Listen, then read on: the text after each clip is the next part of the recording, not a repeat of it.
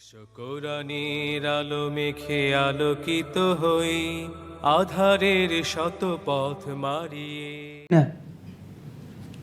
من يهده الله فلا مضل له ومن يضلل فلا هادي له ونشهد أن لا إله إلا الله وحده لا شريك له جل عن الشبيه والمثيل والكفي والنظير ونشهد أن محمدا عبده ورسوله وصفيه وخليله وخيرته من خلقه وأمينه على وحيه أرسله ربه رحمة للعالمين وحجة على الناس أجمعين فهدى الله تعالى به من الضلالة وبصر به من الجهالة وكثر به بعد القلة ولم به بعد الشتات فصلوات الله وسلامه عليه وعلى آله الطيبين وأصحابه الغر الميامين ما اتصلت عين بنذر ووعت أذن بخبر وسلم تسليما كثيرا أما بعد فيا عباد الله أوصيكم بنفسي وإياكم التقوى فإن الله عز وجل قال يا أيها الناس اتقوا ربكم الذي خلقكم من نفس واحدة وخلق منها زوجها وبث منهما رجالا كثيرا ونساء واتقوا الله الذي تساءلون به والأرحام إن الله كان عليكم رقيبا وقال تعالى يا أيها الذين آمنوا اتقوا الله حق تقاته ولا تموتن إلا وأنتم مسلمون وقال تعالى يا أيها الذين آمنوا اتقوا الله وقولوا قولا سديدا يصلح لكم أعمالكم ويغفر لكم ذنوبكم ومن يطع الله ورسوله فقد فاز فوزا عظيما খুতবার শুরুতে মহান আল্লাহ রাব্বুল আলামিনের শুকরিয়া আদায় করে আলহামদুলিল্লাহ রাসূলুল্লাহ সাল্লাল্লাহু আলাইহি ওয়াসাল্লামের প্রতি দুরূদ এবং সালাম পড়ি সাল্লাল্লাহু আলাইহি ওয়াসাল্লাম। আমরা গত জুমার ধারাবাহিকতায় আজকেও শ্রমিকের দায়িত্ব কর্তব্য এবং মালিকের দায়িত্ব কর্তব্য নিয়ে আলোচনা করব। যেহেতু গত জুমায় আমরা আলোচনা করেছিলাম শ্রমজীবী মানুষের মর্যাদা কোরআন এবং সুন্নাহর দৃষ্টিতে, সে যেই হোক, যে ভাষার হোক, যে স্থানের হোক, যে বংশের হোক, তার মর্যাদা আছে কি না? আছে। সেই মর্যাদাটা আমরা দেখিয়েছিলাম এবং চেষ্টা করেছিলাম যে এইটা বোঝানোর জন্য আমাদের প্রত্যেককেই শ্রমজীবী হতে হবে। প্রত্যেকের জায়গা থেকে শ্রমজীবী যদি হতে পারি তাহলে আমার দুনিয়াতেও লাভ, আখেরাতেও লাভ, আমার নিজের জন্যও লাভ, শারীরিকভাবেও লাভ, অর্থনৈতিকভাবেও লাভ, এরপরে পরকালের অবশ্যই আমি লাভবান হতে পারবো। যেহেতু শ্রম এটাও ইবাদতের অংশ। নিজের উপার্জনের জন্য যে শ্রম দিব আমি, এটা কি? ইবাদত। বলে কেন ইবাদত? কারণ রব্বুল আলামিন বলেছেন ইয়া আইয়ুহাল্লাযীনা আমানু কুলু হালালান তাইয়্যিবা মিম্মা রাযাকনাকুম, হে ঈমানদাররা, তোমরা যেটা হালাল এবং পবিত্র আমার রিজিকের মধ্যে সেটা তোমরা খাও। তা হালাল রিজিক খেতে হলে পরিশ্রম করা লাগে কিনা? লাগে। আল্লাহ তাআলা বলতেছেন যে ইন কুনতুম ওয়াশকুরু লিল্লাহ, আল্লাহ শুকরিয়া আদায় করো, ইন কুনতুম ইয়াহু তা'বুদুন, যদি আল্লাহর ইবাদত করে থাকো। তার মানে বোঝা যাচ্ছে আল্লাহ বলতেছে হালাল খাওয়ার জন্য আল্লাহর রিজিক থেকে। তা হালাল খেতে হলে পরিশ্রম করতে হয়, উপার্জন করতে হয়। এরপরে বলতেছে আল্লাহর কৃতজ্ঞতা আদায় করার জন্য। তার মানে হালাল খাওয়ার জন্য যে পরিশ্রম, এটাই আল্লাহর কৃতজ্ঞতা। এরপর আল্লাহ বলতেছেন ইন কুনতুম ইয়াহু তা'বুদুন, যদি আল্লাহর ইবাদত করে থাকো। তার মানে হালাল পরিশ্রম করে হালাল উপার্জনের জন্য যে পরিশ্রম, এটাও আল্লাহর ইবাদত। তো সেজন্য যখন আমি আমার উপার্জনের জন্য পরিশ্রম করব, বুঝতে হবে যে আমি আল্লাহর ইবাদতের মধ্যেই আছি। আল্লাহ যে উদ্দেশ্যে আমাকে তৈরি করেছেন, মানুষ এবং জিনকে বানিয়েছেন কিসের জন্য? আল্লাহর ইবাদত করার জন্য। এরপর গত সপ্তাহে আমরা হাদিসটাও উল্লেখ করেছি, রাসূলুল্লাহ যেটা বলেছেন যে ইন কানা ইয়াসআ ফি ওয়ালাদিহি সিগারান ফাহুয়া ফি সাবিলিল্লাহ। কাজ করতেছে একজন ব্যক্তি, সাহাবায়ে কেরাম দেখে বললেন যে পরিশ্রম সে করতেছে যদি আল্লাহর রাস্তায় করত। কারণ সাহাবায়ে কেরামের ধারণা ছিল কেউ যখন পরিশ্রম করে সেটা যদি নির্দিষ্ট আল্লাহর রাস্তা না হয়, মনে হয় এটা আল্লাহর রাস্তা নয়। যার কারণে রাসূলুল্লাহ পরে বললেন ইনকানা ইয়াসআ ফি ওয়ালাদিহি সিগারান, নিজের শিশু বাচ্চার জন্য উপার্জন করার জন্য যদি সে পরিশ্রম করে ফাহুয়া ফি সাবিলিল্লাহ, কার রাস্তায় পরিশ্রম করতেছে? আল্লাহর রাস্তায়। অথবা শিশু বাচ্চা নাই, বলেছেন ইনকানা আবওয়াইনি শাইখাইনি কাবীরাইন, যদি বৃদ্ধ পিতা মাতার জন্য সে প্রচেষ্টা চালায়, পরিশ্রম করে, ফাহুয়া ফি সাবিলিল্লাহ, এটাও কার রাস্তা? আল্লাহর রাস্তা। এরপরে বলেছেন বাবা মা নাই, শিশু সন্তান নাই, এরপরে বলেছেন যদি পরিশ্রম করে নিজের জন্য, ইউইফাহু, নিজের আত্মমর্যাদা বোধের জন্য, নিজের কামাই দিয়ে নিজে চলব, হাত পাতবো না, রাসূলুল্লাহ বলেছেন ফাহুয়া ফি সাবিলিল্লাহ, এটাও কার রাস্তা? আল্লাহর রাস্তা। তো সুতরাং আমাদের প্রত্যেকের এই পরিশ্রম এই ক্রাইটেরিয়ার বাইরে নয়, এটার ভিতরেই চলতেছে। হ্যাঁ, যারা পরিশ্রম করে না, বসে আছে, এরা এটার মধ্যে নাই। তো এরকম বসে থাকা একজন ব্যক্তি, আমরা গত সপ্তাহে বলেছিলাম, ওমর রাদিয়াল্লাহু তাআলা জিজ্ঞাসা করেছেন তুমি খাও কোথা থেকে? সে বলল যে আমার ভাই কাঠ কাটে, সে কাঠ বিক্রি করে, তার উপার্জন থেকে আমাকে কিছু অংশ দেয়, আমি সেটা দিয়ে খাই আর আল্লাহর ঘরে বসে বসে ইবাদত করি। তো রাসূলুল্লাহ তাকে কি বললেন? আখুকা আবুদ মিনক, তুমি আল্লাহর ইবাদত করো, তবে তোমার ভাই তোমার চাইতে আরও বেশি আল্লাহর ইবাদত করতেছে। তো তাহলে পরিশ্রম করা উপার্জনের জন্য এটা কি? ইবাদত।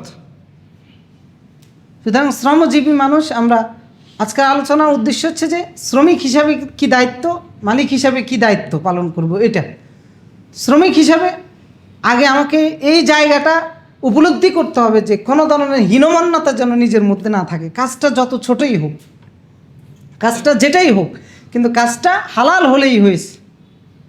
এবার মানুষের দৃষ্টিতে সেটা যাই আসুক যাক, আল্লাহর দৃষ্টিতে আমি আল্লাহর রাস্তায় জিহাদ করতেছি, আমি আল্লাহর রাস্তায় ইবাদত করতেছি, আমি আল্লাহর কৃতজ্ঞতা আদায় করতেছি। এবার এইটা ভ্যান গাড়ি চালক হলেও, দিনমজুর হলেও, কোনো বাড়ির দারোয়ান হলেও, অথবা কোনো অফিসের পিয়ন হলেও, অথবা একজন বিচারক হলেও, আমি পরিশ্রম করে যাচ্ছি, এটা কার রাস্তায় করতেছি? উদ্দেশ্য হচ্ছে হালালের জন্য, হালালের পিছনে হতে হবে। তো সেই হিসাবে আজকে আমাদের আলোচনা হচ্ছে শ্রমিকের দায়িত্ব, মালিকের দায়িত্ব। তো শ্রমিক হিসাবে প্রথম দায়িত্ব হচ্ছে যে হীনমন্যতার ঊর্ধ্বে ওঠা, কোনো কাজকে ছোট মনে না করা। এবং উদাহরণ হিসাবে বলেছিলাম সমস্ত নবীরা এই ছোট ছোট কাজগুলো করেছেন, যেগুলোকে এখন আমরা আমাদের দৃষ্টিতে অনেক ছোট কাজ, নগণ্য কাজ মনে করে থাকি, নিম্ন শ্রেণীর মানুষের কাজ মনে করে থাকি। রাখালগিরি করা, কৃষি কাজ করা, লেবারের কাজ করা, কারো অধীনে বাড়িতে গিয়ে কাজ করা, এই কাজগুলো কারা করেছেন? নবীরা করেছেন। উদাহরণ রাসূলুল্লাহ, তার উদাহরণ রাসূলুল্লাহ যেখানে বলেছেন যে মা বাআসাল্লাহু নাবিয়্যান, আল্লাহ একজন রাসূলও প্রেরণ করেন নাই। রাসূলুল্লাহ বলতেছে একজন রাসূলও ছিল না। সহিহ বুখারী 2262 নম্বর হাদিস, যে একজন রাসূলও ছিলেন না ইল্লা রাআল গনাম, রাখালগিরি করেন নাই, একজন রাসূলও বাদ ছিলেন না। তো সেখানে আমি কে, আপনি কে? আমার আর আপনার মর্যাদা কি সে রাসূলের চাইতে বেশি হয়ে গেল? যে রাসূলের নাম হয়তো আমিও জানি না, পৃথিবীর কেউ জানে না, কিন্তু সেই রাসূলও রাখাল ছিলেন। রাসূলুল্লাহর সাহাবীরা বললেন যে আপনিও কি এটা করেছেন? রাসূলুল্লাহ তখন বললেন যে নাম, হ্যাঁ করেছি। কুনতু আরআহা আলা কারারিত লিআহলি মক্কা, অল্প মজুরির বিনিময়ে, অল্প পারিশ্রমিকের বিনিময়ে মক্কাবাসীর পশুচারণ আমি করেছি। তো তার মানে এবারে এটা হচ্ছে মিনিমাম, যে এত ছোট কাজ যদি রাসূল করতে পারে, সেটার জন্য যদি সম্মান বোধ উনি করতে পারে, তাহলে আমি যদি দারোয়ানের কাজ করি, সেটা তো রাখালের চাইতেও আরও সম্মান বোধের জায়গা। সুতরাং মানসিকভাবে নিজে কোনো কিছুকে ছোট মনে না করা, হালালের রাস্তায় থাকলে সেটার জন্য আনন্দ ফিল করা, গর্ববোধ করা, সেটা নিয়ে সন্তুষ্ট থাকা। 2 নম্বর হচ্ছে নিজের পেশা নিয়ে সন্তুষ্ট থাকার দ্বিতীয় কারণ যেটা, সেটা হচ্ছে যে আমি যেই কাজেই নিযুক্ত থাকি না কেন, যেটাই আমার উপার্জনের রাস্তা হোক, সেটা মানুষের দৃষ্টিতে যেমনই হোক, এইটা আমার জন্য বন্টন কে করেছেন? আল্লাহ করেছেন। সুতরাং আমি আল্লাহর বন্টনের উপরে সন্তুষ্ট থাকি। যারা সন্তুষ্ট থাকতে পারে না, আল্লাহ তাআলা তাদের উদ্দেশ্যে বলেন যে আহুম ইয়াকসিমুন রাহমাত রাব্বি, এখানে রহমত দ্বারা বুঝিয়েছেন যে আল্লাহর রিজিক, আল্লাহর যে রিজিক আছে এই রিজিক বন্টন কি তারা করতেছে নাকি আমি করতেছি? কে করতেছে? নাহনু কাসামনা বাইনাহুম মাঈশাতাহুম, জীবন ধারণের উপকরণগুলো তাদের মধ্যে আমি বন্টন করেছি। ওয়া রাফা'না বা'দাহুম ফাওকা বা'দিন দারাজাত, পদমর্যাদা দিয়ে একজনকে আরেকজনের উপরে মর্যাদা দিয়েছেন কে? আল্লাহ। বাস এটা আল্লাহর পায়সালা হিসেবে মেনে নাও, সন্তুষ্টির জন্য, নিজের মধ্যে যেন কোনো হীনমন্যতা না আসে যে আমার অফিসের বস, ওনাকে বস বানিয়েছে কে? আল্লাহ। আর আমাকে অফিসের পিয়ন বানিয়েছে কে? আল্লাহ। বাস আমি আমার কাজ করে যাব, বস তার কাজ করে যাবে। আমার কাজে যেন কোনো গাফলতি না আসে, আর এটার জন্য কোনো অসন্তুষ্টি যেন না আসে যে আমার উপরে যিনি আছেন উনি বেতন বেশি পাচ্ছেন, উনি সম্মান বেশি পাচ্ছেন, এটার জন্য যেন কোনো ধরনের হীনমন্যতা নিজের মধ্যে না আসে। কারণ বন্টনটা কার? এভাবে আল্লাহর বন্টনের উপর সন্তুষ্ট থাকা, এইভাবেই আমাদেরকে আল্লাহ পরিশ্রম করে যেতে হবে। এখন এই পরিশ্রম বিষয়গুলো গত সপ্তাহে আমরা বলেছি, কিন্তু আজকে আবার রিপিট করেছি আলোচনার ধারাবাহিকতা হিসেবে। তা আজকে মূল বিষয় হচ্ছে শ্রমজীবী মানুষের দায়িত্ব যার অধীনে আছে তার প্রতি, আর যার অধীনে আছে তার দায়িত্ব। এই জন্য প্রথমে আমরা আলোচনা করব যে মালিক পক্ষ হিসেবে শ্রমিকদের প্রতি যে দায়িত্ব আছে। আলহামদুলিল্লাহ এখানে অনেক বাইরে আছেন, অনেক বড় বড় কোম্পানির মালিক অনেকে আছেন, কারো অধীনে 600-700 লোক কাজ করে, আলহামদুলিল্লাহ সামনের কাতারে আছেন। তো এই মানুষগুলোর প্রতি আপনার দায়িত্ব কর্তব্য আছে কি না? আছে। সেটা যদি আপনি সঠিকভাবে পালন করেন তাহলে আপনি যে ক্ষেত্র তৈরি করে দিয়েছেন এইটার উপযুক্ত বিনিময় আল্লাহ রাব্বুল আলামিন আপনাকে দান করবে। কারণ এতগুলো মানুষের উপার্জনের রাস্তা তৈরি করে দিয়েছেন। রাসূলুল্লাহ সাল্লাল্লাহু আলাইহি ওয়াসাল্লামকে জিজ্ঞাসা করা হয়েছিল যে আইয়ুল আমালি আফদল, সর্বোত্তম কাজ কোনটা? আবু যর গিফারি থেকে সহিহ মুসলিমে 2518 নম্বর হাদিস। তো রাসূলুল্লাহ তখন বললেন যে আল ঈমান বিল্লাহ, ঈমানের উপরে কোনো কিছু আছে? বললেন যে ঈমান হচ্ছে সর্বোত্তম আমল। এরপরে বললেন এরপরে কোনটা? বললেন যে আল জিহাদ ফি সাবিলিল্লাহ, আল্লাহর রাস্তায় জিহাদ করা। এরপরে বললেন যদি আমি এটা না পারি তাহলে কি করব? তখন বললেন যে এরপরে কোনটা কাজ? লিমা আফআল, যদি এটা না পারি তখন রাসূলুল্লাহ বললেন তুঈনু সানিআন, তোমার যে কর্মচারী আছে তার কাজের মধ্যে সহযোগিতা করবা, এটা হচ্ছে সর্বোত্তম আমল। আও তাসনা আলি আখরাক, অথবা যে বেকার আছে তার জন্য কর্মসংস্থান করে দিবা, এটা হচ্ছে সর্বোত্তম আমল। তো তার মানে আপনি উদ্যোক্তা হয়েছেন, আপনার অধীনে কাজ করে মানে আপনি উদ্যোক্তা, তার মানে উদ্যোক্তা হওয়া সর্বোত্তম আমল। তা আল্লাহ তাআলা আপনাকে কবুল করেছেন উদ্যোক্তা হিসেবে। আপনার অধীনে 200, 300, 400, 500 শ্রমিক কাজ করে, আপনি এই ফজিলতটা পাচ্ছেন যাদেরকে আপনার কাজের জায়গা তৈরি করে দিতে পেরেছেন। তো এই জন্য সর্বোত্তম আমলটাকে আরও সর্বোত্তম করার জন্য যারা আপনার অধীনে কাজ করে তাদের প্রতি এমন আচরণগুলো করা যে আচরণের কারণে আপনি আরও বেশি ফজিলত পেতে পারেন। তো সেই আচরণগুলোর মধ্যে 1 নম্বর হচ্ছে আমরা মুসলিম হিসেবে যে দায়িত্ব আল্লাহ তাআলা আমাদেরকে দিয়েছেন,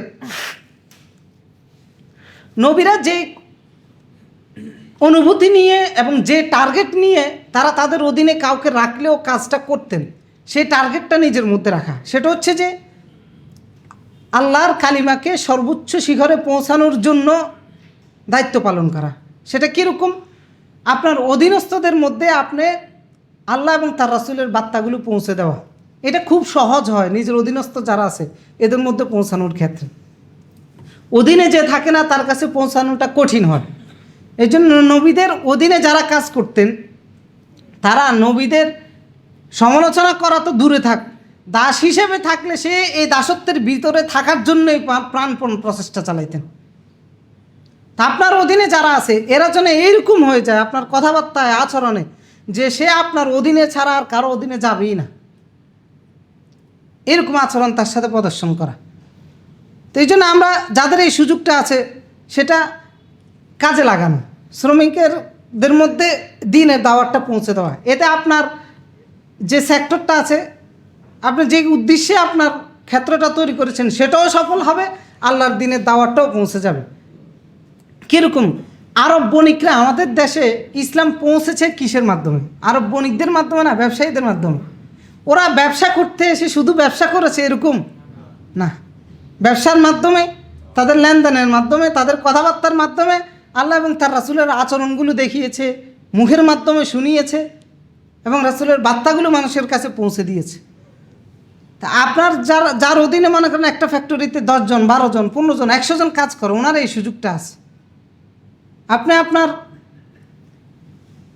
শ্রমিকদের জন্য যে কর্মঘণ্টা আছে, সপ্তাহে একদিন 1 ঘন্টা আলাদাভাবে নিয়ে বললেন যে এই 1 ঘন্টা তোমাদের জন্য আমরা এই প্রোগ্রামটার আয়োজন করছি, একজন আলেমকে এনে কিছু বার্তা তাদের মধ্যে, একদিন নামাজ নিয়ে দিলেন, একদিন কোরআন তেলাওয়াতের প্রয়োজনীয়তা নিয়ে দিলেন, একদিন মাসে একদিন করেন অথবা সপ্তাহে একদিন করেন। এটা অনেক সহজ হয়। কারো অফিসে 12-13 জন থাকে। কারণ আমার এই যে আপনাদের পাশে ওলন, ওইখানে একজন ভাই, ওনার একটা সুপার শপ আছে, ওইখানে 8-10 জনে কাজ করে। তো সে আমাকে নিয়ে যেত প্রতি সপ্তাহে একদিন, সোমবারে সম্ভবত দুপুর 2টা থেকে 3টা বা 4টা থেকে 5টা, এরকম 1 ঘন্টা তার অধীনে যারা কাজ করে সবাইরে নিয়ে আসে বসত। তা আমার এখনও খেয়াল আছে যে ওদেরকে আমি মানে রোকনগুলো শিখাইছি, শিরিক কী শিখাইছি, বেদাত কি, এগুলো শিখাইছি। এরা দিন মজুর, কিন্তু এরা ইসলামের ব্যাপারে এখানে যারা আছেন এদের চাইতে হাজারো গুণ ভালো জ্ঞান রাখে, এরকম তৈরি হয়েছে। তো আপনার অধীনে যারা আছে আপনার জন্য সহজ। আমরা লক্ষ লক্ষ টাকা খরচ করে একটা মাহফিলের আয়োজন করি, ওইখানে একজনও হেদায়েত পায় না, বিশ্বাস করেন, একজনও পায় না। ওইখানে গীবতের আলোচনা হয়, অমুকের সমালোচনা হয়, তমুকের সমালোচনা হয়, অমুকেরে ফাটায়, তমুকেরে ফাটায়, অমুকের আসমানে তোলে, আরেকজনের আসমানে নামায়, কাউকে জঙ্গলে পাঠায়, কাউকে সাগরে পাঠায়, মানুষের কাঁদায়, মানুষের হাঁচায়, কাউকে ল্যাংটা করে ছেড়ে দেয়। এইরকম বিষয়গুলো ছাড়া আর কিছুই হয় না। দিন শেষে ওই লক্ষ টাকা বিনিয়োগের পিছনে একজন মানুষও হেদায়েত পায় না। কিন্তু আপনি খুব সহজে এটা করতে পারেন। এই যে জুমার আয়োজন উপলক্ষে এতগুলো মানুষ এসেছেন, আমরা এখন ডেলিভারি দিচ্ছি। তা আপনার অধীনে যারা কাজ করে এদেরকে এরকম একটা দিন ঠিক করে আপনি তাদের দায়িত্ব কর্তব্যের ব্যাপারে তুলে ধরেন, তখন তারা দেখা যাবে আরও সৎ হবে, আরও আমানতদার হবে। আপনার যে দায়িত্ব আপনি তাদেরকে দিয়েছেন সেটা পালন করার ক্ষেত্রে আরও বেশি দিনদার হবে। আর ইসলামটা এভাবে ছড়িয়েছে। এটা আওয়ামী লীগের আমলে না করা কঠিন ছিল, এখন তো আলহামদুলিল্লাহ করতে কি কোনো সমস্যা আছে? নামাজের জন্য বিজ্ঞপ্তি দিয়েছে, ধরে নিয়ে গেছে, ফ্যাক্টরি বন্ধ করে দিয়েছে। তা এখন তার এরকম হবে না। তো সুযোগ তো আছে, তো এই সুযোগটাকে কাজে লাগানো। কারণ মুসলিম হিসেবে আমার মেন দায়িত্ব হচ্ছে এইটা। সেই জন্য শ্রমজীবী মানুষদেরকে মূর্খ রেখে না দেওয়া, আপনার অধীনে যারা কাজ করে এদেরকে ন্যূনতম জ্ঞানগুলো দেওয়ার জন্য। কারো হসপিটাল আছে, হসপিটাল কর্তৃপক্ষ তার অধীনে যারা আছে এদেরকে নিয়ে বসলেন, এদেরকে নিয়ে আয়োজন করলেন, নিজেই করলেন অথবা আরেকজনকে নিয়ে আসলেন, এগুলো খুব সহজে করা যায়। এতে আপনি দুনিয়া দিক থেকে লাভবান হবেন, আপনার শ্রমিকরা আরও সৎ হবে, আরও দিনদার হবে এবং আপনার প্রতি আরও বেশি শ্রদ্ধাশীল হবে। আর আখিরাতের দিক থেকে কি লাভবান হবেন? শুধু অর্থনৈতিক দিক থেকে লাভবান হবেন এরকম, আখিরাতের দিক থেকে কীরকম লাভবান হবেন দেখেন। রাসূলুল্লাহ সাল্লাল্লাহু আলাইহি সাল্লামের কাছে একজন ব্যক্তি এসেছেন, এসে বলতেছে যে ইন্নী উবদি আবি ফাহমিলান, যে আমি আমার বাহনটাকে হারিয়ে ফেলেছি, নষ্ট হয়ে গিয়েছে, আমাকে একটা বাহন দেন। মা আন্দি, রাসূলুল্লাহ তখন বলে যে আমার কাছে সেটা নেই। রাসূলুল্লাহ তখন এক ব্যক্তি এসে রাসূলুল্লাহকে বলেন, ইয়া রাসূলুল্লাহ আনা আদুল্লুহু আলা মান ইয়াহমালুহু, আমি দেখাই দিতে পারবো, আমার কাছেও নাই, কিন্তু যে ব্যক্তি তাকে বাহন দিতে পারবে ওই ব্যক্তির সন্ধান আমি দিতে পারবো। মানে সে নিজে এই উপকারটা করার ক্ষমতা তার নাই, তো সে বলতেছে যে যে ব্যক্তি এই উপকারটা করতে পারবে তাকে আমি দেখিয়ে দিতে পারবো। তো রাসূলুল্লাহ তখন বললেন, মান দাল্লা আলা খায়রিন ফালাহু মিথলু আজরি ফাইলিহি, যে ব্যক্তি কোনো ভালো কাজের পথ দেখিয়ে দিবে তার জন্য অনুরূপ বিনিময় থাকবে।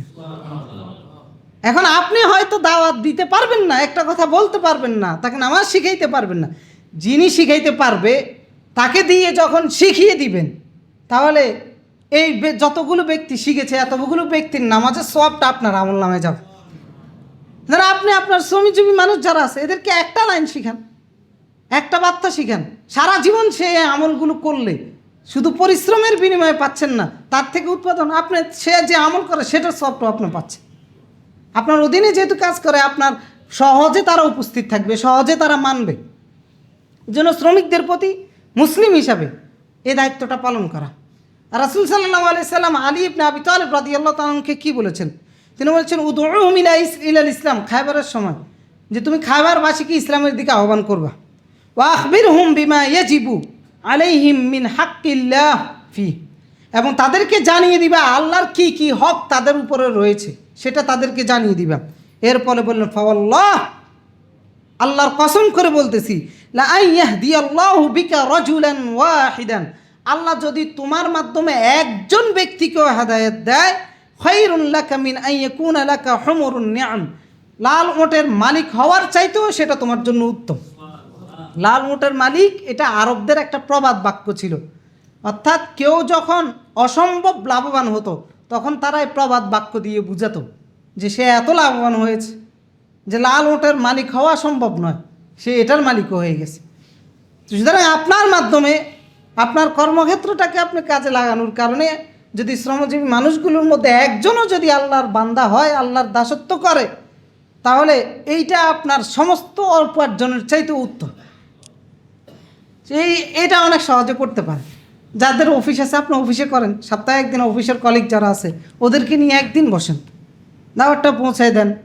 যাদের কোনো কর্পোরেট অফিস আছে, 15 জন কাজ করে, 20 জন কাজ করে, আপনি নিজেই করেন, আপনি নিজে পৌঁছায় দেন। এরকম আছে না অনেকের, অনেক সুযোগ আছে। ওদেরকে কোরআন শেখানোর জন্য একটা ব্যবস্থা করলেন, মাসে একজন একদিন, সপ্তাহে একজন একদিন এসে একটু পড়ালো। আপনার উৎপাদনের কাছ থেকে হয়তো 1 ঘন্টা মিস হবে, কিন্তু তারা সৎ হওয়ার কারণে আপনি হাজারো ঘন্টার কাজ তাদের মধ্যে থেকে পাবেন। তো সুতরাং শ্রমজীবী মানুষদের প্রতি আমরা এই দায়িত্বটা পালন করতে পারি, যাদের সুযোগ আছে যার যার জায়গা থেকে। আর আল্লাহর কি লানত, এই মানুষগুলো হতভাগায় মুসলমান এটা তো বুঝেই না, বরং নামাজের টাইম পর্যন্ত শ্রমজীবী মানুষগুলোকে ছাড়ে না, যে নামাজ পড়তেও যাইতে দেওয়া হবে না। এইরকম জাহেল মূর্খ, এরকম নাদানো আল্লাহর বান্দা মুসলিম নামে আছে। এইখানে সুপার শপ যেগুলো আছে এগুলোর যারা কাজ করে এরা অনেকেই আমার কাছে অভিযোগ করেছে, জুমার দিনে তাদেরকে জুমার নামাজে খুতবার সময় আসতে দেয় না। এই যে এখানে রাস্তার মোড়ে যে সুপার শপগুলো আছে, তো এগুলো আল্লাহর নাদান বান্দা, অকৃতজ্ঞ বান্দা। আল্লাহ লানত পড়বে এই সমস্ত মানুষগুলোর উপর, কারণ আল্লাহ রিজিক দিয়েছে রিজিকের অপব্যবহার করার জন্য না। সুতরাং একটা মানুষকে দিন থেকে বিরত রাখবেন না, কারণ এটার চাইতে বড় জালেম আর কেউ নাই যে মানুষকে আল্লাহর রাস্তা থেকে দূরে রাখে। সে আল্লাহর রাস্তা আসতে চায়, সে নামাজে আসতে চায়, তাকে বাধা দেয়। ওমান আযলামু মিম্মান মানা মাসাজিদাল্লাহি আন ইযকারা ফিহা ইসমুহু ওয়া সাআ ফি খারাবিহা ইন্নাল্লাযীনা কাফারু ওয়া সাদ্দু আন সাবিলিল্লাহ, আল্লাহর রাস্তা থেকে দূরে সরিয়ে রাখতে পারে কাফেররা। আর আল্লাহ বলতেছেন যে আল্লাহর রাস্তায় আসতে, মসজিদে আসতে বাধা দেয়, তার চাইতে বড় জালেম আল্লাহর এই জমিন আর কেউ নেই। সুতরাং মুসলিম হয়ে এ জালেম হবেন না।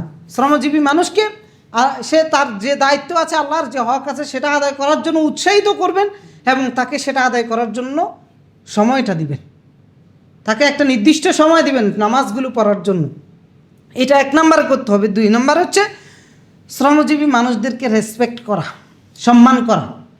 আপনার অধীনে কাজ করে এর মানে এই নয় যে আপনার দাস হয়ে গেছে। তারা কার দাস? আল্লাহর দাস। কারণ আল্লাহ রাব্বুল আলামিন বলেছেন আমি পেশাটা বন্টন করেছি, বাদুহুম বা'দান লিবা'দিহিম সুখরিয়া, একজন যেন আরেকজনের দ্বারা উপকৃত হতে পারে। আপনাকে উপকৃত করার জন্য আল্লাহ তাকে আপনার অধীনে করেছে, অসম্মান করার জন্য না। কথাবার্তায় আচরণে তাদের সাথে সম্মান প্রদর্শন করে কথাবার্তা বলা। অনেকে এত তুচ্ছ তাচ্ছিল্য করে আচার ব্যবহার করে যে বেচারা ঠেকায় পড়ে তার কাছে থাকে। এরকম অনেকগুলো আছে, দারোয়ানেরা আছে, এরপরে এরকম নিম্ন শ্রেণীর যারা কাজ করে বিভিন্ন জায়গায়, এদের এই অভিযোগগুলো আছে যে বাড়িওয়ালা এত দুর্ব্যবহার করে যে থাকাটাই তার জন্য দায়, কিন্তু তারপরেও পেটের দায়ে সে আছে। তো এই দুর্ব্যবহারগুলো না করা, কারণ তাকে আপনার অধীনে কে করেছে? আল্লাহ করছে। আল্লাহ তাআলা নিষেধ করেছেন ইয়া আইয়ুহাল্লাযীনা আমানু লা ইয়াসখার কওমুম মিন কওম, একটা সম্প্রদায়, তুমি মালিক সম্প্রদায়, আরেকটা সম্প্রদায়কে নিয়ে ঠাট্টা করবে না, তুচ্ছ তাচ্ছিল্য করবে না। সেটা হচ্ছে তোমার শ্রমিক সম্প্রদায়, তাকে নিয়ে তুচ্ছ করবে না, বরং তাদেরকে থাকা খাওয়ার ক্ষেত্রে সম্মান দেওয়া এবং থাকা খাওয়ার ক্ষেত্রে সুযোগ দেওয়া, চলাফেরার ক্ষেত্রে কথাবার্তার ক্ষেত্রে ভালো আচরণটা করা। কারণ আপনি হয়তো মনে করতে পারেন তার সম্মান মর্যাদা আপনার কাছে নাই, কিন্তু আল্লাহর কাছে আছে কি না? এই কাজের কারণে আপনি সম্মান দিচ্ছেন না, কিন্তু আল্লাহর কাছে অনেক সম্মান আছে, অনেক সম্মান আছে। আমরা উদাহরণ হিসাবে গত সপ্তাহে বলেছিলাম, রাস্তার ক্লিনার হিসাবে কাজ যারা করে, যদি সে নিয়ত ঠিক থাকে, নামাজ রোজা এগুলো ঠিক রাখে, এই কাজটাও আল্লাহ তাকে ক্ষমা করে দিয়ে জান্নাত দিয়ে দিতে পারে। আগে যে যাদেরকে আল্লাহ তাআলা করেছেন, রাসূলুল্লাহ যেগুলো উদাহরণ হিসেবে উল্লেখ করেছেন, যেমন মনে করেন এই বিভিন্ন মসজিদের খাদেম আছে, অনেকে এদেরকে আরে খাদেম মানুষ কী হয়েছে না, মানে চাকরের মতো ব্যবহার করেন কি না? বিশেষ করে মসজিদ কমিটি এই ব্যবহারটা করেন। এগুলো জালেম, এছাড়া আর কিছু না। আপনার অধীনে কাজ করে, এটা মসজিদকে উদাহরণ হিসেবে দিতেছে, আমরা এখানে আছি এই কারণে, কিন্তু আপনার বাড়িরও হতে পারে। তো সে যে চাকরিটা করতেছে, আপনার এটাকে এত নগণ্য চাকরি মনে করতেছেন কেন? এই চাকরি তো ইব্রাহিম আলাইহিস সালাম আর তার ছেলেরে কে দায়িত্ব দিয়েছে? আল্লাহ দিছে। ওয়াইদ ইবতালা ইব্রাহিম রাব্বুহু বিকালিমাতিন ফাতাম্মাহুন্না ক্বালা ইন্নী জাইলুকা লিন-নাসি ইমামা। গোটা জাতির দুনিয়ার মানুষের নেতা বানাবো। তো সেজন্য কি করতে হবে? আন তাহিরা বাইতিয়া লিত-তাইফিন, আমার বাড়িটারে পরিষ্কার পরিচ্ছন্ন রাখবা, মানে ঝাড়ু দিবে, পরিষ্কার করবা, ক্লিন করবা। গোটা দুনিয়ার লিডার যিনি, তারে বলতেছে যে মসজিদের ঝাড়ুদার হবা। তা আপনি তো ঝাড়ুদারের অসম্মান করা দূরে থাকা, আপনার তো উচিত ছিল নিজে জামা কাপড় তুলে না নিজে মসজিদের ঝাড়ুদার হওয়া। আনতা হিরা বাইতিয়া লিত-তাইফিন ওয়াল আকিফিন ওয়া রুকআইস সুজুদ। এইভাবে প্রত্যেকটা নিম্ন শ্রেণীর লোক যারা আমরা মনে করি, এদের প্রত্যেকের আলাদা শ্রমের আলাদা আলাদা মর্যাদা আছে। একবারে স্পেসিফিকলি সময়ের কারণে আমরা সবগুলো উল্লেখ করতে পারি না। উদাহরণ হিসাবে একজন ফুটপাতের ব্যবসায়ী মনে করেন, যে ভ্যান গাড়ি চালায় দৈনিক, এদেরকে সকালে যে ডিম বিক্রি করে, হেরে বিভিন্ন দল লিডাররা, একজন আমার কাছে এসে অভিযোগ করতেছে যে ওইখানে ফিলারের করে তারা ডিম বিক্রি করে। রাস্তার গতি হচ্ছে না, যদিও সারাইভাবে রাস্তা দখল করে এগুলো করা জায়েজ নেই, কিন্তু ওই সে চাঁদা দেয় না। এই জন্য এসে লিডাররা বলতেছে যে তুমি এখানে দাঁড়াইতে পারবে না, ওরা দাঁড়াইতে দেয় না, তাকে তুচ্ছতাচ্ছিল্য করে। অথচ তার পেশাটা হচ্ছে অত্যন্ত নগণ্য, ডিম কয়টা বিক্রি করে যদি রুজি করে নিতে পারে পরিবারের জন্য, তার পরিবারটা চলবে। তো এখন তার মর্যাদা আপনার কাছে নাই, আল্লাহ এবং তার রাসূলের কাছে আছে কিনা? কারণ তার উপার্জনটা হালাল, পরিশ্রম করে যাচ্ছে। রাসূলুল্লাহ বলেছেন যে আত-তাজির আস-সুদুক আল-আমিন মা'আন নাবিয়্যিন ওয়াস-সিদ্দীকিন ওয়াশ-শুহাদা। সব ব্যবসায়ী কার সাথে থাকবে? নবীদের সাথে থাকবে, শহীদদের সাথে থাকবে। যেন ক্ষুদ্র ব্যবসা হোক, যত ছোট ব্যবসায়ী হোক, কারণ সে সৎভাবে ব্যবসাটা করতেছে, যার কারণে তার মর্যাদা হচ্ছে নবীদের সমান, তার মর্যাদা হচ্ছে শহীদদের সমান। তো সুতরাং তাকে অমর্যাদা দেওয়ার সুযোগ নাই। একজন কৃষককে সম্মান দেন না অনেকে, পারিশ্রমিক দূরে থাক, তাদের কথাবার্তারও কোনো পাত্তা দেয় না। অথচ রাসূল সাল্লাল্লাহু আলাইহি ওয়াসাল্লাম বলেছেন, মা মিন মুসলিমিন ইয়াগরিসু গারসান, কোনো মুসলিম যদি কৃষি কাজ করে, একটা গাছ যদি সে রোপণ করে, আও ইয়াজরাউ জারআন, অথবা কোনো ফসল যদি চাষাবাদ করে, ফায়াকুলু তায়রুন আও ইনসানুন আও বাহিমাতুন, সেই উৎপাদন করা ফসল থেকে যদি কোনো পাখিয়ে খায়, কোনো মানুষে খায়, অথবা কোনো জন্তু জানোয়ারে খায়, ইল্লা কানা লাহু সাদাকা, এটা তার জন্য সাদাকার সওয়াব। যে তার পেশা দিয়ে সাদকা কামাই করতেছে, আপনি আপনার পেশা দিয়ে লক্ষ কোটি টাকা ব্যাংক ব্যালেন্স বাড়াচ্ছেন, বিনিময়ে কিছুই পাচ্ছেন না। সুতরাং শ্রমজীবী মানুষের প্রত্যেকটা শ্রমের আলাদা আলাদা মর্যাদা আল্লাহ এবং তার রাসূলের কাছে আছে। সুতরাং আল্লাহ এবং তার রাসূল যে জায়গাটাকে সম্মান দিয়েছে, আমি মালিক হিসেবে আমার দায়িত্ব হচ্ছে যে সেই জায়গাটাকে সম্মান দিয়ে আল্লাহ এবং তার রাসূলকে সম্মান করা। এরপরে শ্রমজীবী মানুষকে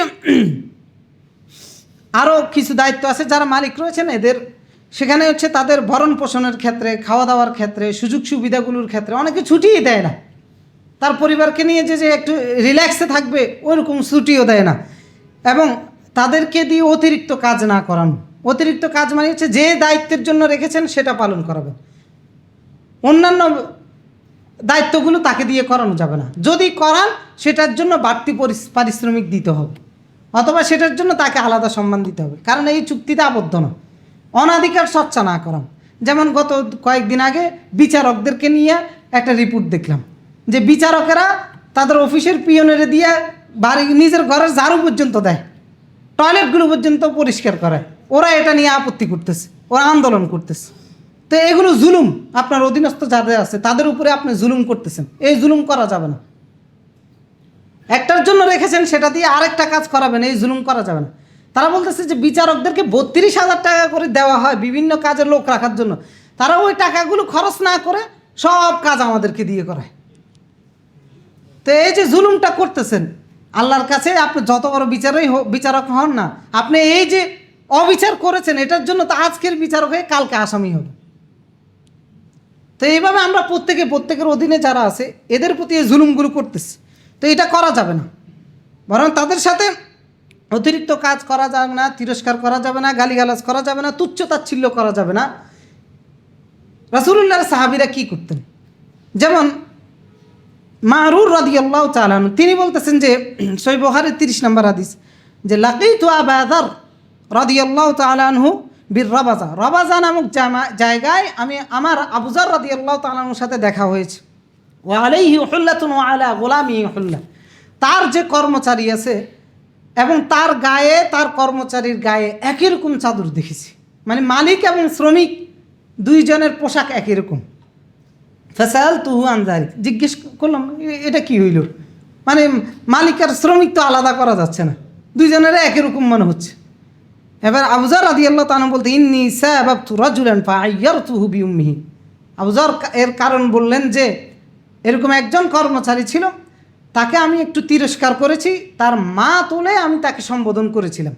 রাসূলুল্লাহ সাল্লাল্লাহু আলাইহি সাল্লাম তখন আমাকে দেখে, এই আচরণ দেখে রাসূলুল্লাহ আমাকে বললেন, ইয়া আবা যার আইয়ারতা বিউম্মিক, তুমি তার মা নিয়ে তিরস্কার করেছো। ইন্নাকা মরউন ফিকা জাহিলিয়া, তোমার মধ্যে অন্ধকার যুগের আচরণ বিদ্যমান। তুমি তোমার অধীনস্থ লোককে যেভাবে তিরস্কার করতেছো, এইটা কোন যুগের আচরণ? জাহিলি যুগের আচরণ। তিরস্কার করলেন, তিরস্কার করে এরপরে বললেন ইখওয়ানুকুম খাওয়ালুকুম, তোমাদের অধীনস্থ ভাইরা তোমাদের কি? তোমাদের ভাই। যারা তোমাদের অধীনস্থ হয়ে কাজ করে তারা তোমাদের ভাই। জাআলাহুমুল্লাহ তাহতা আইদিকুম, তোমাদের অধীনস্থ কে করেছেন? আল্লাহ করেছেন। আল্লাহ করেছেন। আপনি হয়তো বিজ্ঞপ্তি দিয়ে নিয়ে আসছেন, কিন্তু তাকে আপনার অধীনে কাজ করার জন্য পাঠিয়েছে কে? ওয়া জাআলনা বা'দাকুম লিবা'দিন ফিতনা, সূরা ফুরকানে আল্লাহ বলেছেন তোমরা একজন আরেকজনের জন্য পরীক্ষা স্বরূপ। আপনার অধীনে তাকে পাঠিয়ে আল্লাহ আপনাকে পরীক্ষা করতেছে। বলতেছে ইখওয়ানুকুম খাওয়ালুকুম, তারা তোমাদের ভাই, অধীনস্থ যারা আছে। জাআলাহুমুল্লাহু তাহতা আইদিকুম, আল্লাহ তোমাদের স্থলাভিষিক্ত, তোমাদের অধীনে করে দিয়েছেন তাদেরকে। ফামান কানা আখুহু তাহতা ইয়াদিহি, যার অধীনে এরকম কোনো ভাই রয়েছে, ফালিয়ুতইমহু মিম্মা ইয়াকুল, সে যে মানের খাবার খায় তার জন্য যেন ওই রকম খাবারের ব্যবস্থা করে। অর্থাৎ তাকে বেতন এমনভাবে দিবেন যাতে করে আপনার মতো করে খেয়ে বসে থাকতে পারে। আপনি যে মানের খাবার খান ওই রকম খাবার যেন সে খাইতে পারে, তার পরিবারকে খাওয়াইতে পারে। ওয়ালিয়ুলবিসু মিম্মা ইয়ালবিস, এবং সে যে রকমের মানের পোশাক পরে ওই রকম মানের পোশাক তার অধীনস্থ ভাইদেরকেও পরাবে। অর্থাৎ পরাবেন কি আপনি কিনে দিবেন না, আপনি ব্যবস্থাটা করবেন যাতে করে সে ওই রকম পোশাক পরতে পারে। ওয়ালা তুকাল্লিফুহুম মা ইয়াগলিবুহুম, যেটা তাদের জন্য কষ্ট হয়ে যায়, ভারী কাজ হয়ে যায়, এরকম কোনো কাজ তাদের উপরে চাপিয়ে দিবা না। ফাইন কাল্লাফতুমুহুম ফাআইনুহুম, যদি চাপিয়ে দাও তবে তোমরা তাদেরকে সাহায্য করবা, অর্থাৎ সেটার জন্য অতিরিক্ত পারিশ্রমিক দিবা, অথবা তুমি নিজে সেই কাজে তাকে সহযোগিতা করবা। অতিরিক্ত কাজ করার অতিরিক্ত পারিশ্রমিক দিয়ে সহযোগিতা করবেন, অথবা আপনি নিজে সেই কাজে, ভারী একটা বোঝা দিয়েছেন একা ধরতে পারেন, আপনি একটু ধরবেন। এই মোহাম্মদপুরে একজন হোটেলের মালিককে দেখেছি, সে নিজে আগে হোটেলের কর্মচারী ছিল, যার কারণে সে শ্রমিকদের দুঃখ বুঝে। এই জন্য নিজে যখন মালিক হয়েছে, শ্রমিকদের সাথে সে নিজেও মেসিয়ারের কাজ করে, তাদের সাথে কাস্টমারকে পরোটা সে দিচ্ছে, পানি সে সার্ভ করতেছে, সব কিছু সে নিজেও করতেছে। তো দেখেন রাসূলুল্লাহর হাদিসের উপর আমল হচ্ছে। দেখেন একটা মানুষ আল্লাহর ওলি হওয়া মানে এই নয় যে একবার লম্বা দাড়ি টুপি এগুলো বিষয়, এটা না। যার মধ্যে আল্লাহর ভয়টা বেশি আছে সে হচ্ছে আল্লাহর ওলি। সে হোটেলের মেসিয়ার হোক না, আল্লাহর কাছে সে অনেক বেশি প্রিয় বান্দা, কারণ আল্লাহকে ভয় করে চলে। এবার সে যে একবারে নামদারি আমাদের মতো এরকম আলেম হইতে হবে বিষয়টা এরকম না। এরকম বহু আলেম জাহান্নামে যাবে, আবার ওই রকম বহু রাস্তায় পড়ে থাকা মানুষ সবার আগে জান্নাতে চলে যাবে। এই জন্য আপনার জায়গাটা হচ্ছে আপনি আল্লাহকে কত বেশি মানতেছেন, ওইটা হচ্ছে দেখার বিষয়। তো সেজন্য যারা মালিক পক্ষ আছেন, আপনার শ্রমিকের ক্ষেত্রে এই আচরণগুলো করতে হবে। ভালো আচরণ করা, তাকে ভালোভাবে রাখা, তার খাওয়া দাওয়ার সাথে সব কিছু সুন্দরভাবে। যদি আপনি অক্ষম হয়ে থাকেন বলে দিবেন যে সেটা আমি পারতেছি না, কিন্তু 8-10 হাজার টাকার বেতনে রেখে দেন আর এমনভাবে কাজ করান মনে হয় যেন কিনে নিয়ে এসছেন এরকম গোলাম। এ আচরণ করবেন না, জালেম এরা। আল্লাহর কাছে জালেম হিসেবে কিয়ামতের ময়দানে উত্থিত হতে হবে। 3 নম্বর হচ্ছে শ্রমিকদের ক্ষেত্রে মালিকেরা তাদের পারিশ্রমিকটা কাজ শেষ করার 2 মাস পরে, 2 বছর পরে দিতে হবে, এরকম কি না? হাদিস আমরা সবাই জানি, রাসূলুল্লাহ যেটা বলেছেন, আতুল আজিরা উজরাহু ক্বাবলা আন ইয়াজুফা আরকাহু, ঘাম শুকিয়ে যাওয়ার পূর্বে। এর মানে এই নয় যে সে ঘামাইছে এই কারণে, না, ঘামাইতেও পারে আবার নাও পারে, কিন্তু উদ্দেশ্য হচ্ছে পারিশ্রমিকটা কাজ শেষ করার সাথে সাথে দিয়ে দিতে হবে। মাসের পর মাস পরিশ্রম করে চলে গেছে, মাসের পর মাস ঘুরে, আজকে আসো কালকে আসো, এই করো সেই করো, এরকম জালেমও আছে। আপনি ধার দেনা করে হলেও তারটা পৌঁছে দিবেন। মাতলুল গানি যুলমুন, যারা গরিব মশে করে, আল্লাহ রাসূল বলেছেন এরা হচ্ছে জালেম। ইচ্ছে করে যারা দেরি করে, অনিচ্ছা সত্ত্বেও দিব, আজকে দিব আর কি, কালকে দিব আর কি, কোনো সমস্যা নেই, এই জাতীয় এগুলো জুলুম, বান্দার হক নষ্ট করতেছে। তো বান্দার হক নষ্ট করা যাবে না।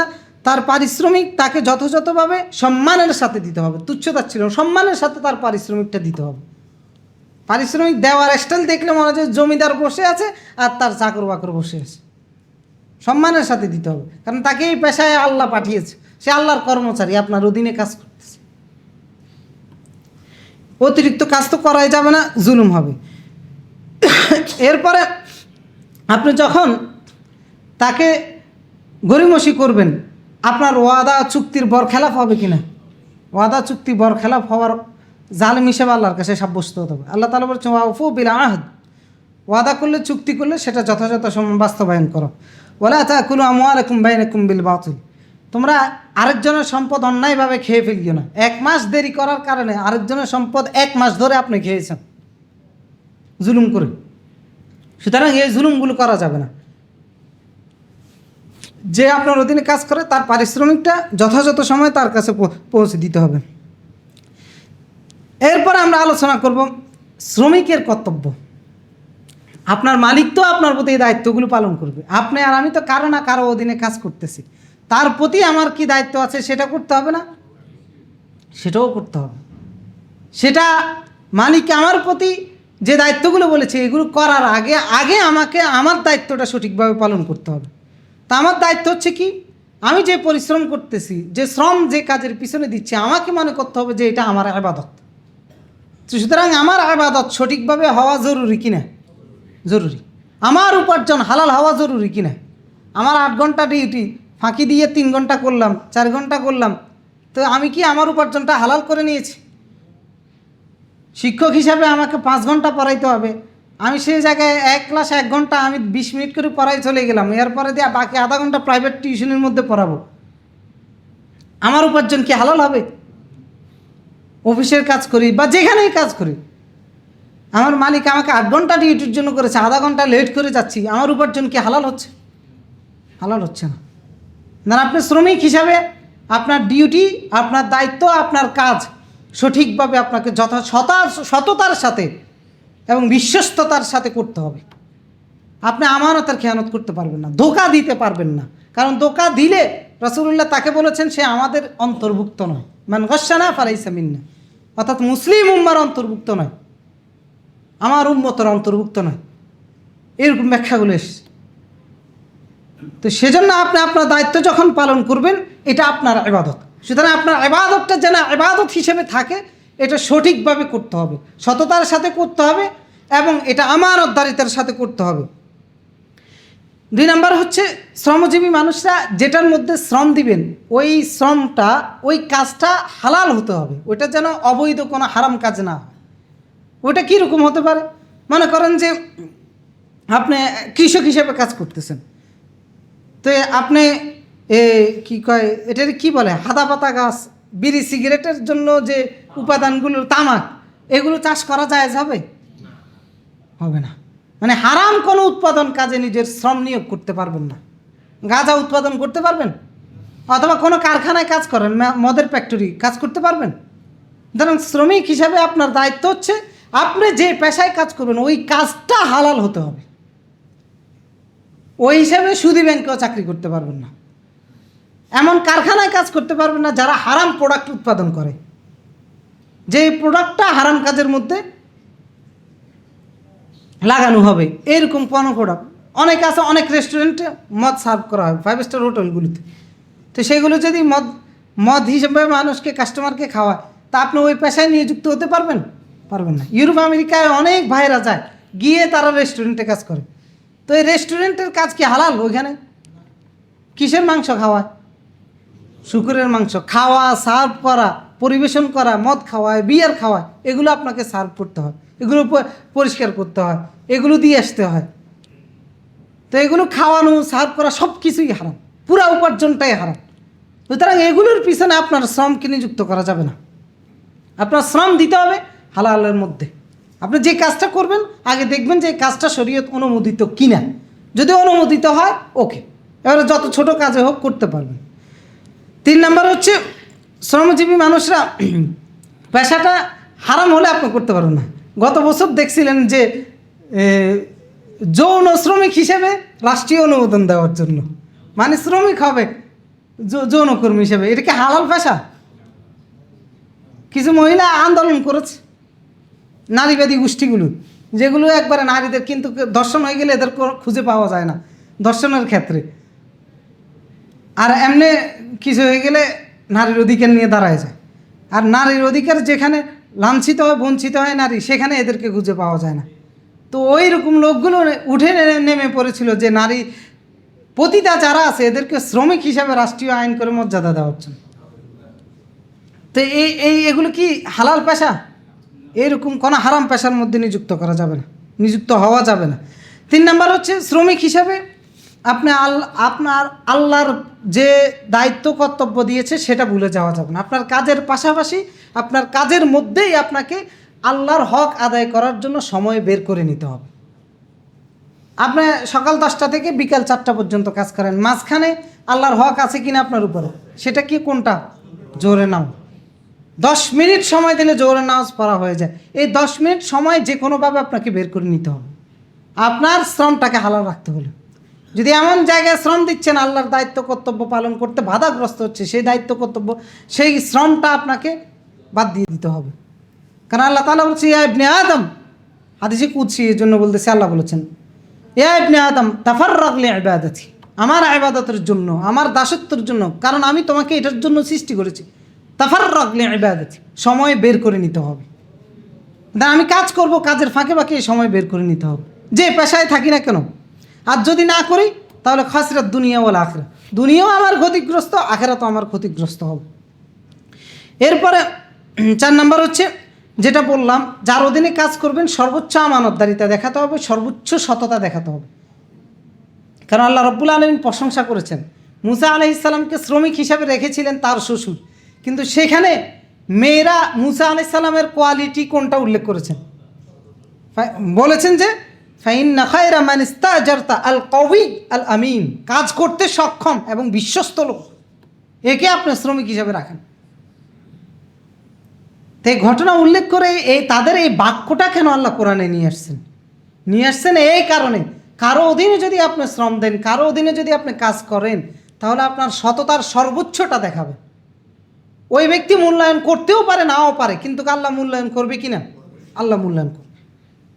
আপনি বঞ্চিত হতেও পারেন, কিন্তু আপনি যে সততা দেখিয়েছেন, আল্লাহ তাআলা বলতেছেন মা ইনদাল্লাহি ইয়ানফাদু মা ইনদাল্লাহি বাক, আমার কাছে সেটা জমা আছে, দুনিয়ার কাছে সেটা হয়তো শেষ হয়ে গেছে। সুতরাং আপনি আপনার যার অধীনে কাজ করতেছেন, হ্যাঁ আপনাকে বেতন সন্তুষ্টমূলক দেয় না, কিন্তু তারপরে আপনি যতদিন কাজ করবেন এতদিন সততার সাথে কাজ করে যাবেন, বিশ্বস্ততার সাথে কাজ করে যাবেন। তারপরে আপনি অসৎ হবেন না, প্রয়োজনে আপনি চাকরি ছেড়ে দেন, তারপরে অসৎ হবেন না।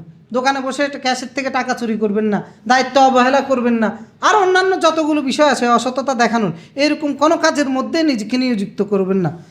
যে দায়িত্বটা আছে এটা সঠিকভাবে পালন করবেন, সর্বোচ্চ সততার সাথে পালন করবেন। এরপরে সর্বশেষ আমরা যেটা বলবো সেটা হচ্ছে যে মানসিকভাবে নিজেকে নিজের কাজের জন্য, নিজের শ্রমের জন্য ছোট মনে করবেন না। মালিক পক্ষ এবং থার্ড পক্ষ যারা আছে, আমরা যারা দেখি, তারা কেউ কাউকে ছোট মনে করব না। প্রত্যেকের জায়গা থেকে আল্লাহর দেওয়া বন্টনের ভিতরে আছে, আল্লাহর দেওয়া কাজটাই প্রত্যেকের জায়গা থেকে করে যাচ্ছে। শ্রমজীবী মানুষ যারা আছেন হয়তো কাজের বিনিময়ে পারিশ্রমিক কম পাইতে পারেন, আপনি মনে রাখবেন, বিশ্বাস করবেন, আপনার হয়তো বা এটার মধ্যেই কল্যাণ, যার কারণে আল্লাহ তাআলা আপনাকে এভাবে রেখেছেন। কীরকম কল্যাণ?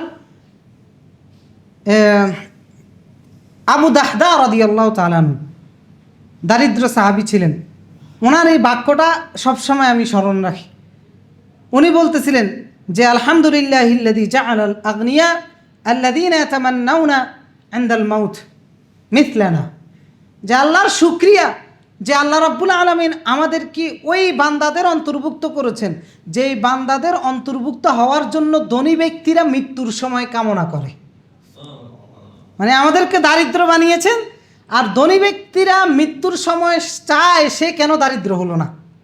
ওয়ানাহনু লা নাতামান্না মিথলাহুম ইনদাল মাউত, আর আমরা মৃত্যুর সময় তাদের মতো হওয়াটা কামনা করি না।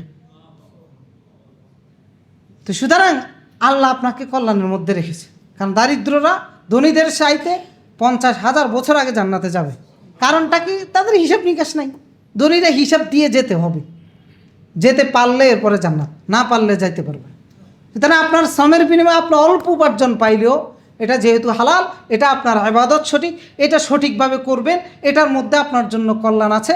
আপনি অসততা দেখাবেন না। আপনার মালিক যিনি আছে ওনার প্রতি সর্বোচ্চ সততার সাথে দায়িত্ব পালন করে যাবেন, দেখবেন যে ইনশাআল্লাহ আল্লাহ আপনাকে সম্মানিত করবেন। লোকমান আলাইহিস সালাম কী ছিলেন? অধীনস্থ শ্রমিক ছিলেন। তা আল্লাহ সম্মানিত করেন নাই? সম্মানিত করেছেন। দেন আপনি কোন পেশায়? এটা আল্লাহর কাছে। বিলাল রাদিয়াল্লাহু তাআলা আনহু কী ছিলেন? যায়েদ বিন সাবিত রাদিয়াল্লাহু তাআলা আনহু কী ছিলেন? শ্রমিক ছিলেন। কিন্তু এদের মর্যাদা কোথায়? এদের মর্যাদা কোথায়? রাসূলুল্লাহর অনেক কোটিপতি সাহাবীদের চাইতেও এদের মর্যাদা আরও অনেক বেশি, অথচ এরা ছিলেন অধীনস্থ দাস, কাজ করেছেন। কারণ এরা, সে কী ছিল, কোন পদে ছিল এটা দেখে না, সে কী দায়িত্বটা যেটা ছিল সেটা সঠিকভাবে পালন করেছে। তাহলে এই বিষয়গুলো বুঝে আমরা শ্রমিক এবং মালিক যারা আছি প্রত্যেকের জায়গা থেকে নিজের পেশায় সঠিকভাবে যেন থাকতে পারে, আল্লাহ তাআলা সেই বুঝ এবং তৌফিক আমাদের সকলকে দান করুন। আকুলু কওলি হাযা ওয়াস্তাগফিরুল্লাহাল আযীম লি ওয়া লাকুম ফাস্তাগফিরুহু ইয়াগফির লাকুম ইন্নাহু গফুরুর রাহিম। সবাই একটু কথা বলবো স্যার, আমি সিকিউরিটি গার্ড। আলহামদুলিল্লাহি আলা ইহসানিহি ওয়া শুকরু লাহু আলা তৌফিকি ওয়া ইমতিনানি ওয়া আশহাদু আল লা ইলাহা ইল্লাল্লাহ ওয়াহদাহু লা শারীকা লাহু তা'যীমান লিশানি وأشهد أن محمدا عبده ورسوله الداعي إلى رضوانه صلى الله وسلم عليه وعلى آله وصحبه ومن سار على نهجه واستنى بسنته إلى يوم الدين। এইরকম বেয়াদবি করা যাবে না, খুতবার মাঝখানে দাঁড়ানো যাবে না, যত প্রয়োজনীয় কথাই থাকুক। এক হচ্ছে পারমিশন ছাড়া, দুই হচ্ছে এটা নিজের প্রয়োজন তুলে ধরার জায়গা নয়, এটা করা যাবে না, কোথাও কোনো জায়গায় করা যাবে না। সম্মানিত মুসলিম কেরাম, আমরা আলোচনা করতেছিলাম শ্রমিক হিসাবে আমার দায়িত্ব। এখন শ্রমিক আমরা রাষ্ট্রীয় দায়িত্ব যারা পালন করি, বিভিন্ন পদের মধ্যে দায়িত্ব পালন করি, কেউ অফিসার, কেউ ডিসি, কেউ এসপি, কেউ আছে টিউনু, এগুলো কি দায়িত্ব কিনা? এগুলো কি শ্রমের জায়গা কিনা?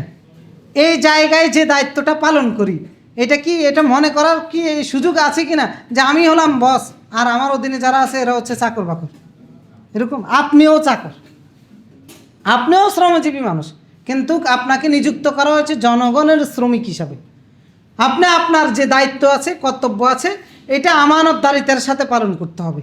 এটার ক্ষেত্রে অসততা দেখানো যাবে না, এটার ক্ষেত্রে কাউকে তুচ্ছতাচ্ছিল্য করা যাবে না, ওই দায়িত্বটা পালন করার ক্ষেত্রে অবহেলা করা যাবে না। অসততাগুলো কি?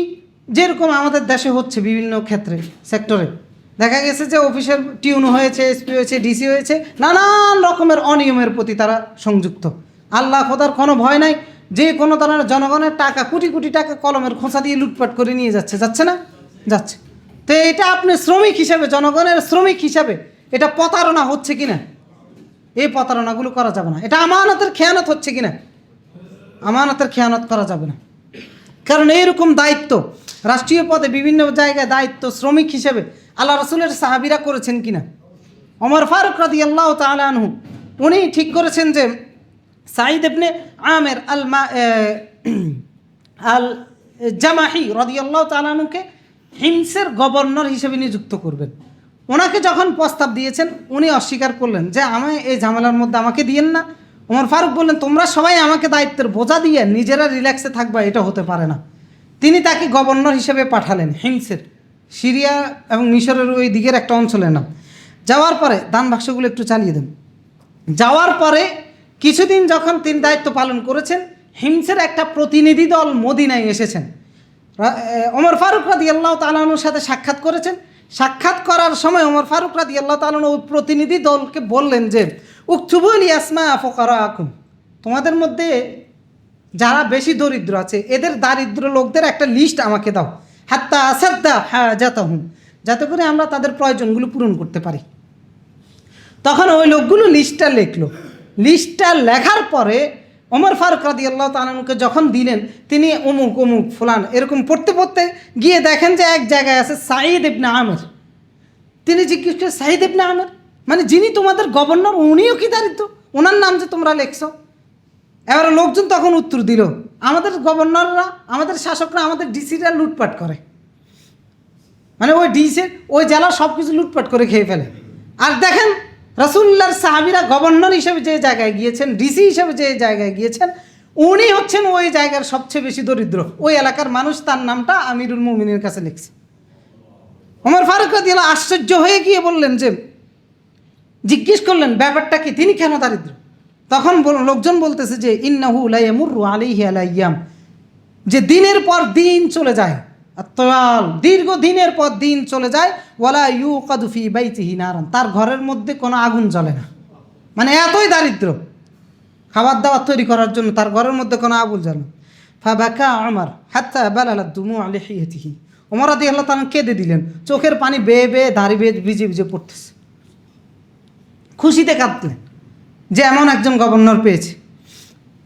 এরপরে ওমর রাদিয়াল্লাহু তাআলা আরেকদিন সিরিয়ায় গিয়েছেন। একটু সময় চেয়ে নিচ্ছি আপনাদের কাছে, ক্ষমার সুন্দর দৃষ্টিতে দেখবেন।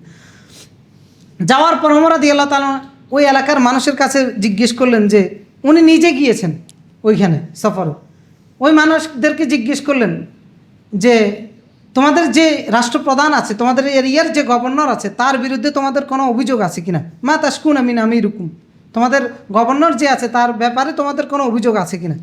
তো তখন লোকজন এসে বলল যে আছে, 3টে অভিযোগ তারা উল্লেখ করলো। এক বলল যে লা ইয়াখরুজু ইলাইনা হাত্তা ইয়াতাআলা আন-নাহার, যে তিনি আমাদের মাঝে প্রতিদিন দিনের অনেক সময় যাওয়ার পরে আসেন, অর্থাৎ অফিসটা সঠিক টাইমে করেন না, একটু দেরি করে লেট করে অফিস করেন। ওমর ফারুক রাদিয়াল্লাহু তাআলা তাকে বললেন, জবাব দাও। জনগণের মুখোমুখি করেছেন গভর্নরকে, জেলা প্রশাসককে, যে জবাব দাও, কেন তোমার অফিসে দেরি হয়? ওমর ফারুক এদিক দিয়ে ভয় পাচ্ছেন যে আল্লাহ অপমান করিও না, আমি একজন শাসক দিয়েছি, এমন যেন না হয় খারাপ কোনো কিছু বের হয়ে আসছে, লজ্জিত যেন না হতে হয়।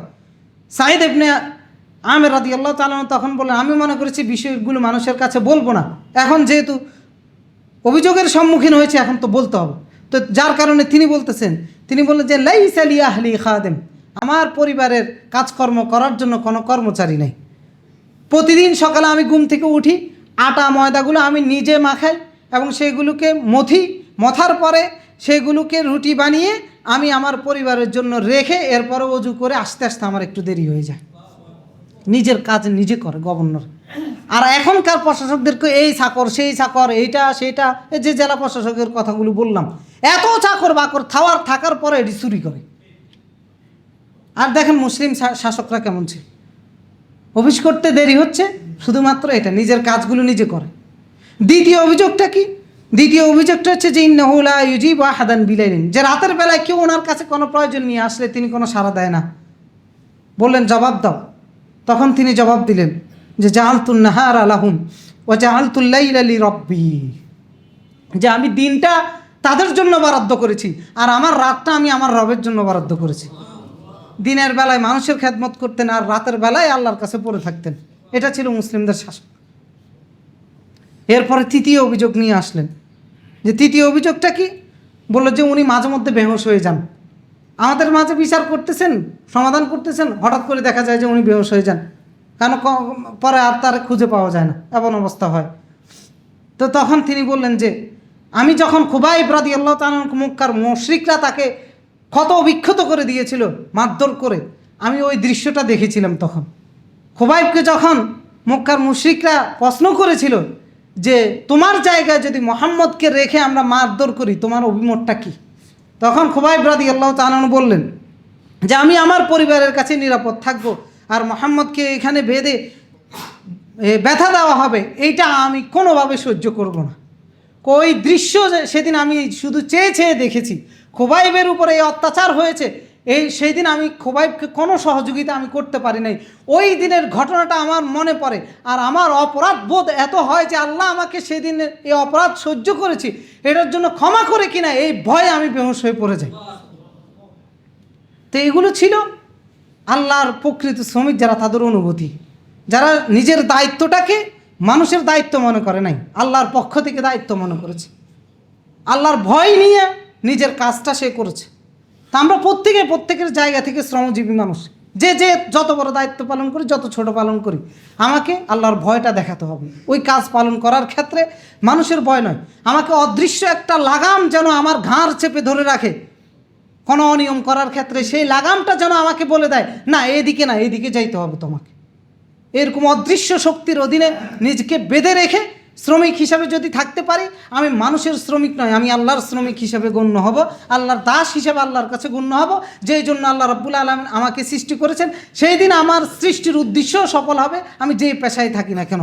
আল্লাহ রাব্বুল আলামিন সকল ক্ষেত্রে যেন আমরা আল্লাহর দাস হতে পারি, সেই তৌফিক, সেই মর্যাদা, সেই বুঝ আমাদের সকলকে দান করুন। আল্লাহুম্মা আইজ্জিল ইসলাম ওয়াল মুসলিমিন